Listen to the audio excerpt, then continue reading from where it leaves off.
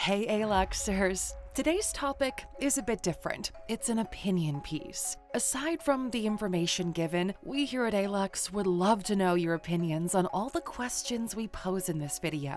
So, at any point, feel free to hit pause, type the question you'd like to answer, and comment with your opinion below. We'd love to hear your thoughts on this.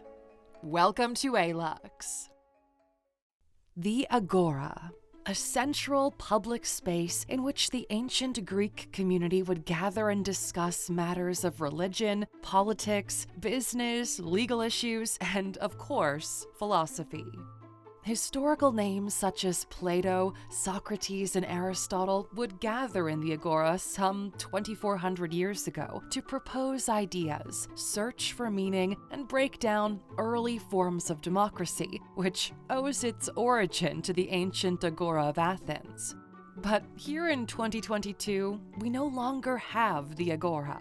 What we do have is Twitter, the microblogging social network that began with its very first tweet in March 2006. The place where, like the Agora, the public can discuss any matter that comes to mind, including wealth, politics, health, and covfefe.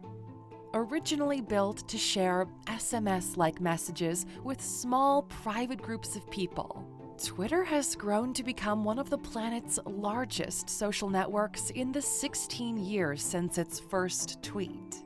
Currently boasting 217 million daily active users. If Twitter were a nation, it would be the 6th most populated nation in the world, nestled comfortably between Pakistan and Brazil on the Global Population Index.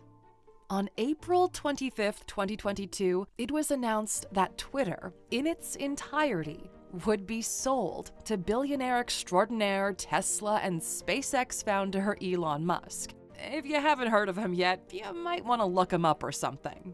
Now, of course, all of the official procedures are yet to be signed off on by shareholders, as well as pass through all of the required legal processes. But if all goes to Elon's master plan, Twitter will be sold to him for around $44 billion.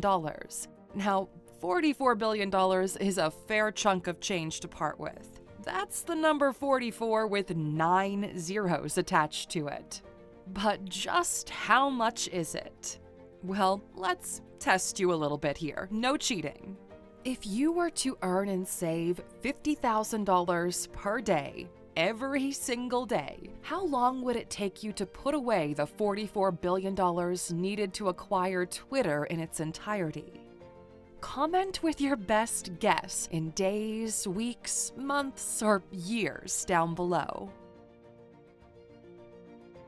11 months? 25 years? 250 years? Actually, 2,400 years would be about the correct answer. That's right. If Plato had begun earning and saving $50,000 per day starting from the day he was born, he would only just now be able to compete with Elon Musk and his purchase of Twitter. Just take a moment for that to sink in. So, why the hefty purchase, Mr. Musk? Well, as mentioned in a recent TED Talk, Elon specifically highlighted the importance of an inclusive, transparent, global arena for free speech within the bounds of the law. Taking Twitter to that Agora-like public open space for free discussion, without the behind-the-scenes manipulation that so frequently comes attached to social media platforms. Elon Musk considers himself a free speech absolutionist, claiming to be making this gigantic financial commitment for the moral good of man, which sounds almost poetic. After all, should speech ever be limited? If so, where do you draw the line? For example, it's okay to say that you hate British food or music, but is it okay to say that you hate British people? On one hand, freedom of speech is a fundamentally important human right, a human right that progressive nations across the world rely on when it comes to making positive change. Standing up and going against the common narrative brought us hugely powerful movements in history, such as the Civil Rights Movement and the women's right to vote. It gives each and every one of us a voice to boldly speak out against our government when in disagreement with the way we're being treated. But on the other hand, another fundamental important human right is to not be discriminated against. It's paramount to have strict laws and guidelines in place to protect those who would otherwise unnecessarily suffer at the hands of vicious hate speech perpetrators. So it's very clear that the line must be drawn somewhere, whether it be by a human in charge of monitoring posts that are flagged as inappropriate, or by a bot with the correct programming in place necessary to protect its users. And besides all of this, is opening the door to the freedom of speech the sole reason for this purchase? Or is there another agenda at play which is not being openly brought to the table by this highly intelligent and strategic business magnate? In 2021, Twitter made $4.5 billion from advertisements alone. As well as mentioning the purchase is without lucrative objectives in mind, Musk has mentioned removing ads from Twitter entirely, which, it might seem positive for all of us who are tired of seeing the same ad over and over again. But removing ads would also remove almost 90% of the platform's total revenue. Has he reached a point in his wealth in which he can casually purchase monumental social networks the same way the average person would purchase a new sound system? Well, it's actually not that uncommon. In 2013, Jeff Bezos bought The Washington Post for a meager $250 million. Bill Gates has reportedly donated hundreds of millions of dollars to select media outlets. Are these billionaires just running out of creative ways to spend their money? Or is there a right to believe that when reaching a certain level of wealth, owning the news simply becomes the next necessary step in obtaining more wealth?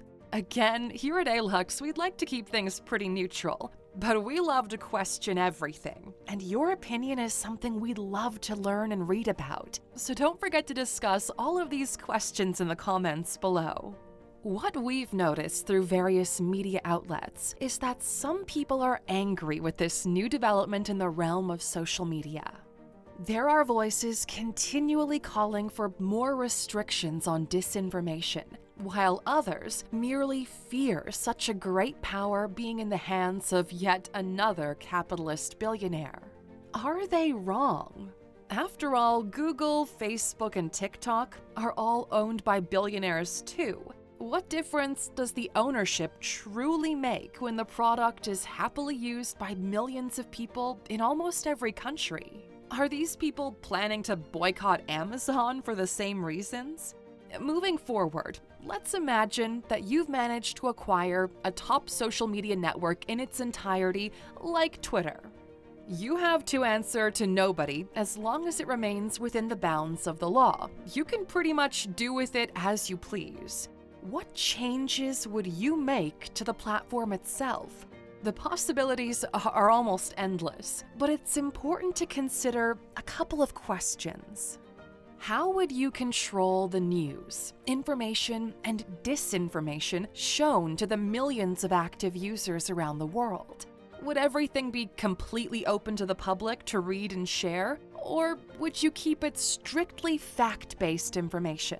And if so, how would you determine what's fact and what's not?